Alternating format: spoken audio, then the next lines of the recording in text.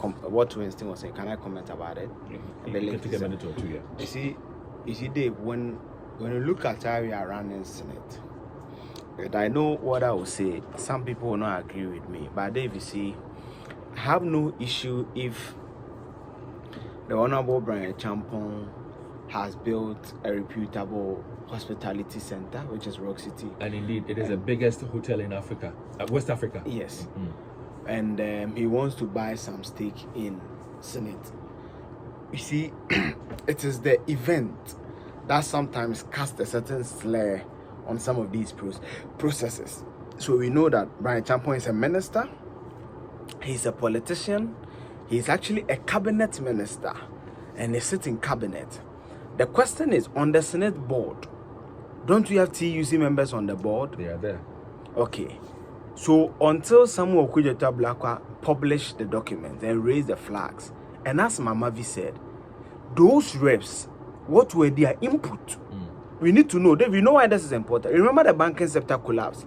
If most board members and board chairs did their job, we won't spend over 20 billion cedis in the name of a banking sector cleanup. Later we're paying levies for them. So the TUC reps on the board, did they see the evaluation report? Have they seen the capacity and the business case of the 6 hotels that we are transferring 60% ownership to Bryan Acheampong? Have they seen it?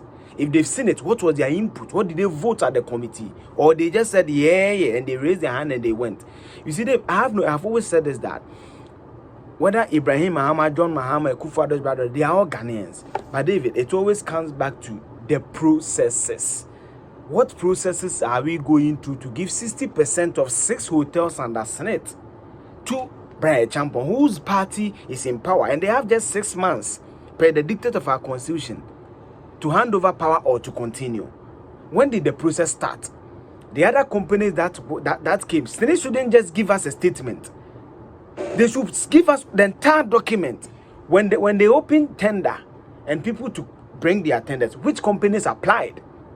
The company that applied, what were their financial viability, or what was the viability of the proposal they presented? We need to know. Then you know why. And Winston alluded, when you pick your salary, look at the amount you're paying to Ssnit. And recently, ILO was telling us that we need to watch how we are managing Ssnit. Because if care is not taken, you may not be able to enjoy the fruit of your labor after you've gone on retirement. So for me, I have no issue. Whether Bryan Acheampong or Akuko Nini or Kofi Minta, I have no issue. But what are the processes? And David, you see, this is Ssnit where there are a lot of allegations about even how Osafo Mafo's son became the DG.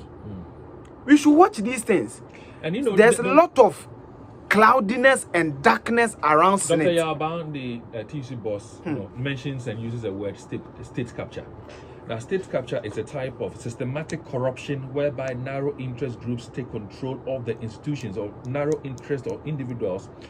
You know, they take control of the institutions and processes through which public policy is made, directing public policy away from the public interest, and instead of shaping it for the public good, they shape it to serve their own interest. Private businesses. When you read about the Italian mafia, these are some of the things. I'm saying that I have no issue whether it's Bryan or Kofi Minta.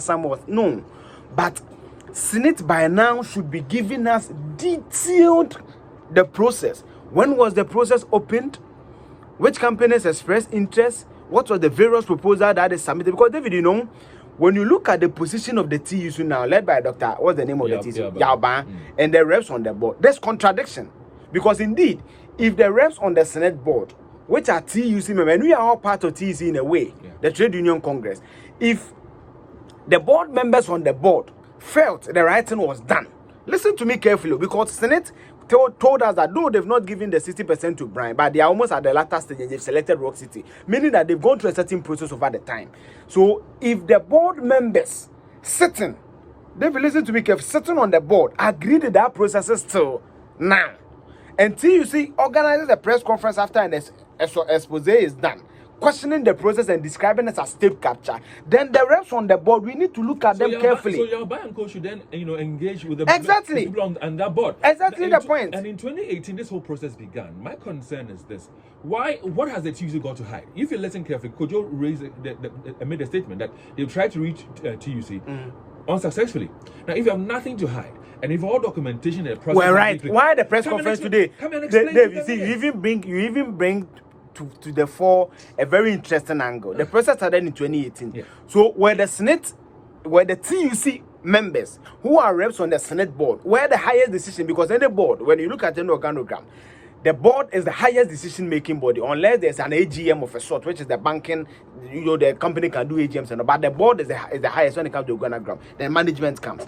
So where the TUC board members on the Ssnit board, were they going for meetings? Because if you say it's 2018, today is what? We are in 2024. 6 years. Have they gone for meetings? Have they seen the report or the state of the 6 hotels? They need to be questioned. They are suspicious. What do you call it? Your branch should engage with them. It's MPS. Go to our mines. Most of the companies dominating are foreigners. Come to our downstream sector, the OMCs. Most of them, the big ones we know, except Goy. The little ones, what's in your stake? Most of them are foreigners. Go to the upstream sector. Apart from Springfield, the OWAS guy, Kelvin, and the few other David. How many people are in the sector? So I believe in the theory of Acheampong that Ghanaians should take commanding heights of economy. If you want to look at the banking sector, when we are doing the recapitalization, the first bank that made the trade was Access Bank. It's Nigerian. How many of our local banks today? What is the state of NIB? What is the state of Prudential Bank and Co? So every sector of our economy, it seems as if it's at the detriment of Ghanaians. So I have no issue when we have a Ghanaian solely capable financially to take to take over a certain. But you see, it is the processes and the optics. Because if you are not careful, patronage of that airport will now be done based on political coloration. Because if the processes are not done, people feel that. And you see, this is the TUC describing the process as a state capture. Not you, sitting in the studios of Love FM. So if you are not careful, henceforth, if anybody want to patronize the facility, to be seen before political colors, and that will be so that's not saying that. Be fair. They should present every single proposal all the companies presented. They should give out the board members who voted for what, who voted, because you see, for me, if I'm the TUC, their members by now should be answering questions to the TUC main board.